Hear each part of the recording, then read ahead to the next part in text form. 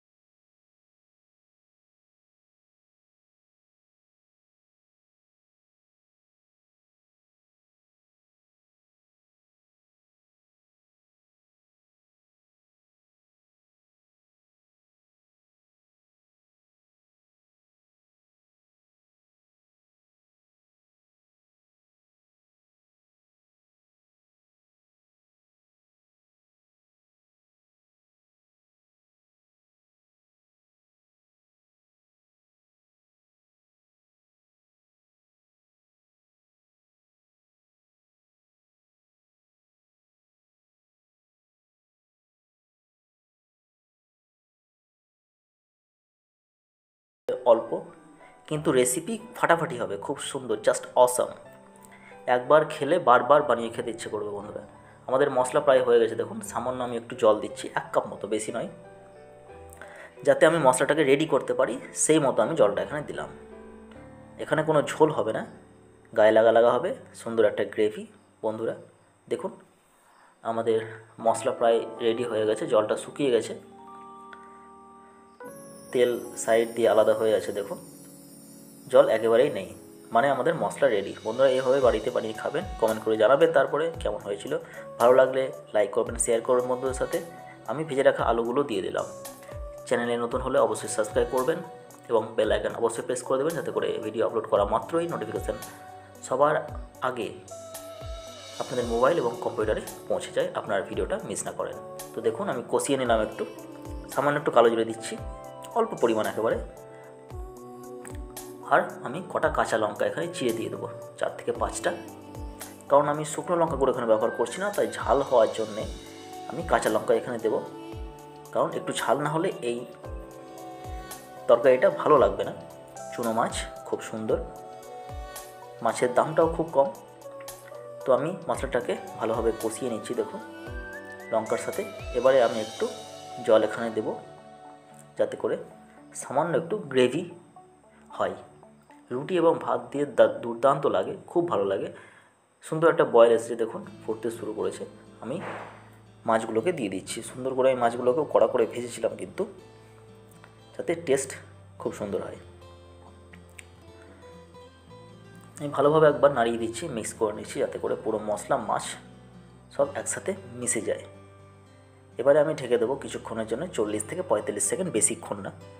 তো হয়ে গেছে আমাদের, দেখুন 40 সেকেন্ড, জলটা অনেকটাই শুকিয়ে গেছে একেবারে। আর একটু আমি খোলাভাবে রান্না করব, একটু গরম মশলা দিয়ে দিচ্ছি যাতে সেন্টটা খুব ভালো হয়, টেস্টটাও খুব ভালো হয়। আর এখানে আমি একটু দেবো ধনেপাতা, সামান্য পরিমাণ, বেশি নয়।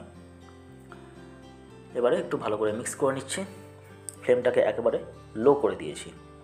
ফ্লেম লোতে রেখে আমি একটু নাড়িয়ে নেব মোটামুটি 20 থেকে 30 সেকেন্ড মতো, তাহলে আমাদের রেসিপি একেবারে রেডি হয়ে যাবে সার্ভ করার জন্যে।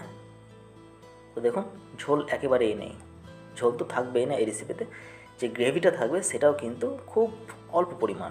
তো আমাদের রেসিপি একেবারে রেডি সার্ভ করার জন্য। আমি ফ্লেম অফ করে দিয়েছি, প্লেটে সার্ভ করে নিয়েছি। বন্ধুরা, ভিডিওটা ভালো লাগলে অবশ্যই লাইক করবেন। দেখা হবে পরের কোনো ভিডিওতে নতুন কোনো রেসিপি নিয়ে। ততক্ষণ সবাই ভালো থাকবেন।